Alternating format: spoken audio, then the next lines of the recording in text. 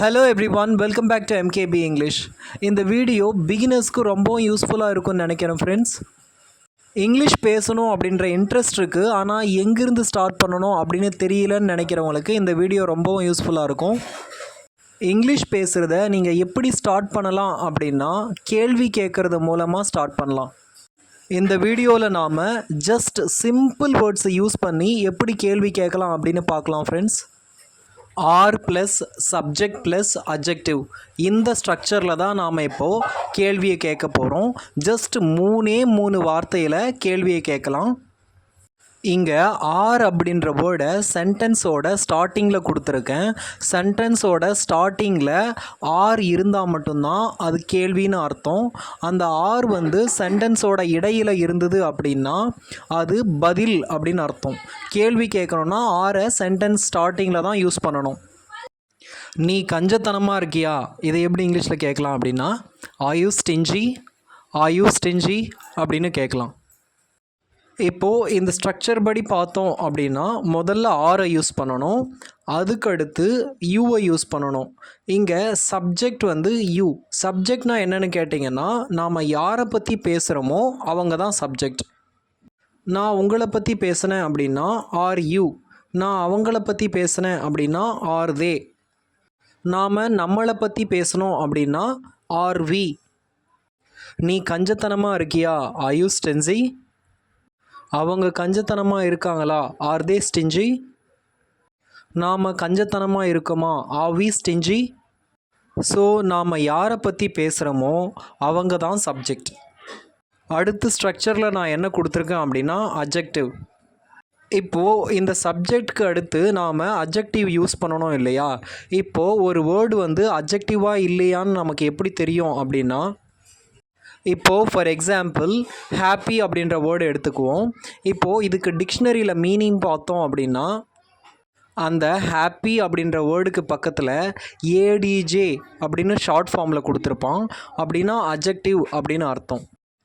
இங்கே என்னோடய கேள்வி என்ன அப்படின்னா, சந்தோஷமாக இருக்கியா, நாம் ஆர் யூ ஹாப்பி அப்படின்னு சொல்லணுமா, ஆர் யூ ஹாப்பினஸ் அப்படின்னு சொல்லணுமா, ஆர் யூ ஹாப்பிலி அப்படின்னு சொல்லணுமா அப்படின்னு கேட்டிங்கன்னா ஆர் யூ ஹாப்பின்னு தான் கேட்கணும்.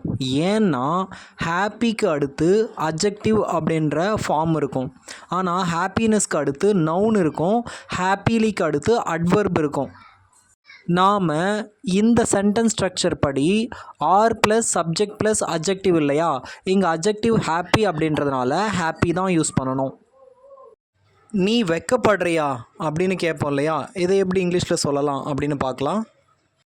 முதல்ல ஸ்ட்ரக்சர் படி என்ன வரணும், ஆர் வரணும். ஆரை போடுங்க. அடுத்து என்ன வரணும், சப்ஜெக்ட் வரணும். இங்கே யார் சப்ஜெக்ட், யாரை பற்றி பேசுகிறோமோ அவங்க தான் சப்ஜெக்ட். நீ தான் இங்கே சப்ஜெக்ட். நீயை இங்கிலீஷில் என்ன சொல்லுவோம், யூ அப்படின்னு சொல்லுவோம். இப்போது அடுத்து அட்ஜெக்டிவ். வெக்கப்படுறியா அப்படின்னு இங்கிலீஷில் எப்படி கேட்கலாம் அப்படின்னா, ஷை அப்படின்ற வேர்டு இருக்குது, ஷைலி அப்படின்ற வேர்டு இருக்குது, ஷைனஸ் அப்படின்ற வேர்டு இருக்குது. இது மூணுத்தில் நாம் எதை யூஸ் பண்ணணும், டிக்ஷனரி என்ட்ரியை பார்த்துடலாம். இப்போது ஆர் யூ ஷைன்னு சொல்லுவீங்களா, ஆர் யூ ஷைலின்னு சொல்லுவீங்களா, ஆர் யூ ஷைனஸ்னு சொல்லுவீங்களா, ஆர் யூ ஷைன்னு தான் சொல்லணும். ஏன்னா ஷை பக்கத்தில் தான் அட்ஜெக்டிவ் அப்படின்னு போட்டிருக்கு, ஷைனஸ் பக்கத்தில் நவுன் அப்படின்னு போட்டிருக்கு, ஷைலி அப்படின்னு அதுக்கு பக்கத்தில் அட்வர்ப் போட்டிருக்கு. நாம் அட்ஜெக்டிவ் தான் எடுத்துக்கணும், ஏன்னா ஸ்ட்ரக்சரில் அட்ஜெக்டிவ் தான் கொடுத்துருக்கு. இப்போது அடுத்த சென்டென்ஸை பார்க்கலாம். நீ தயாராக இருக்கியா அப்படின்னு கேட்கணுன்னா முதல்ல எப்படி கேட்போம், ஆர் யூ. ஆர் முதல்ல ஆர் வரும், அதுக்கப்புறம் யூ வரும், அதுக்கப்புறம் தயாராக இருக்கியான்றது இங்கிலீஷில் ரெடி, ரெடிலி, ரெடினஸ் அப்படின்னு நிறைய வேர்ட்ஸ் இருக்குது. ஸோ இதில் எதை யூஸ் பண்ணணும் அப்படின்னா ரெடியை தான் யூஸ் பண்ணணும். ஏன்னா டிக்ஷனரியில் பார்த்தீங்க அப்படின்னா ரெடி அப்படின்ற வேர்டுக்கு பக்கத்தில் தான் அட்ஜெக்டிவ் கொடுத்துருக்கோம். ஸோ ஆர் யூ ரெடி, நீ தயாராக இருக்கியா, ஆர் யூ ரெடி. பழங்கள் அழுகி போச்சா அப்படின்னு கேட்போம் இல்லையா, இதை ஆர் த ஃப்ரூட்ஸ் ராட்டன், ஆர் த ஃப்ரூட்ஸ் ராட்டன் அப்படின்னு கேட்கலாம். இங்கே பழங்கள் அப்படின்னு ப்ளூரலில் வந்தால் தான் ஆர் போடணும், வெறும் பழம் அப்படின்னு வந்தால் ஈஸ் தான் போடணும், ஆர் வராது. ஸோ இங்கே பழங்கள் ப்ளூரல் இருக்கிறதுனால ஆர் த ஃப்ரூட்ஸ் ராட்டன். அவர்கள் நன்றி கெட்டவர்களா அப்படின்னு கேட்போம் இல்லையா, இதை எப்படி இங்கிலீஷில் கேட்கலாம் அப்படின்னா ஆர் தே அன்கிரேட்ஃபுல், ஆர் தே அன்கிரேட்ஃபுல் அப்படின்னு கேட்கலாம். உனக்கு கவலையாக இருக்கா, இதை எப்படி இங்கிலீஷில் கேட்கலாம் அப்படின்னா are you worried, are you worried. உனக்கு வெறுப்பாக இருக்கா, இதை எப்படி இங்கிலீஷில் கேட்கலாம் அப்படின்னா are you vexed, are you vexed அப்படின்னு கேட்கலாம். உனக்கு பொறாமையாக இருக்கா அப்படின்றத இங்கிலீஷில் are you jealous, are you jealous அப்படின்னு கேட்கலாம். நீ பிடிவாதக்காரனா, are you adamant, are you adamant அப்படின்னு கேட்கலாம். நாம் எக்ஸாம் முடித்த உடனே ஆன்சர்ஸ்லாம் சரியா அப்படின்னு கேட்போம் இல்லையா, இதை எப்படி இங்கிலீஷில் கேட்கலாம் அப்படின்னா are the answers right, are the answers right அப்படின்னு கேட்கலாம். நீ உதவியாக இருப்பியா, இதை எப்படி இங்கிலீஷில் கேட்கலாம் அப்படின்னா are you helpful, are you helpful அப்படின்னு கேட்கலாம். அந்த நட்சத்திரம்லாம் தெரியுதா, இதை எப்படி கேட்கலாம் அப்படின்னா ஆர் த ஸ்டார்ஸ் விசிபிள், ஆர் த ஸ்டார்ஸ் விசிபிள் அப்படின்னு கேட்கலாம். இங்கே ஸ்டார்ஸ் அப்படின்றது ப்ளூரல் அப்படின்றதுனால ஆரை யூஸ் பண்ணுறோம். இதுவே ஒரே ஒரு ஸ்டாரை பற்றி மட்டும் பேசினா ஈஸை யூஸ் பண்ணணும், ஆரை யூஸ் பண்ணக்கூடாது. ப்ளூரல்னால் ஆரை யூஸ் பண்ணணும். அவ்வளோதான் ஃப்ரெண்ட்ஸ், இந்த வீடியோ உங்களுக்கு ரொம்ப யூஸ்ஃபுல்லாக இருந்திருக்கும்னு நினைக்கிறேன். இந்த சென்டென்ஸ் ஸ்ட்ரக்சர்லேயே ஒரு வாரத்துக்கு இல்லை 2 வாரத்துக்கு பேசுங்க.